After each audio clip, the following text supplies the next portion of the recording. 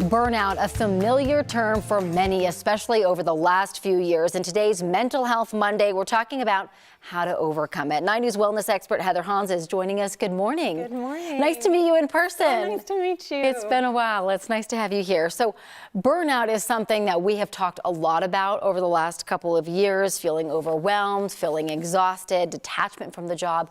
Who is the most at risk of feeling this burnout? Yeah, so burnout is actually recognized as an occupational hazard for people-oriented professions where they have to have close, intense emotional contact with people. So education, healthcare, and they're usually required to be or expected to be selfless and work under high demand and low resources, but it can really happen to anyone. And there's 2 decades of research showing that the main causes of burnout are too big a workload, not enough control or fairness, and having conflict in the workplace, and also when your values don't align with the company's values. You can see why some of those professions have high burnout rates, right? Exactly. So how can people mitigate this, alleviate the burnout? The first thing to do is to make your well-being the #1 priority. And for people who have severe burnout, the recommended treatment is called cognitive behavioral therapy, which goes a little deeper, more involved than talk therapy, and it helps people change their thoughts and behavior. But for anyone, regardless of the spectrum they're on, some things that researchers found that help are, of course, diet, good diet, sleeping well, exercise, but also taking time for breaks, fun, days off, and limiting the time that you work in a day, limiting your work hours and any distractions. And then another big part of self-care is setting good boundaries, and that improves your self-worth, because a lot of people who suffer from burnout have codependent issues as well, which means that they feel overly responsible for other people.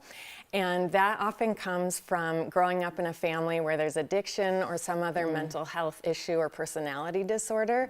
And so some ways to combat that are letting people be responsible for their own consequences, also being honest, and again, making your healthcare, your own healthcare, the #1 thing.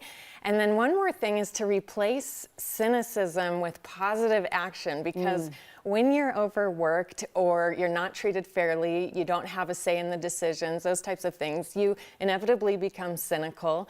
But it's better to focus instead on building positive relationships that counteract some of the draining ones, and also just working on yourself and improving your own skills. I love that last piece of advice so much. So it sounds like self-care is a big part of this, but what if people can't find the time for self-care?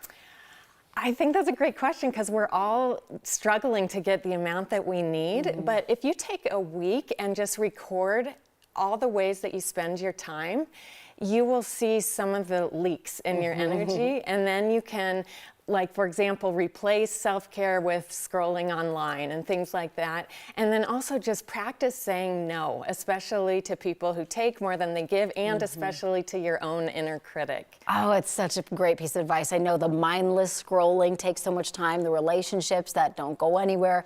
Get rid of those and take care of yourself. I love that. Heather, nice to have you in. It's great so tips great as to be with always. you. Thank you, Corey. We're going to put all the information on our website at 9news.com.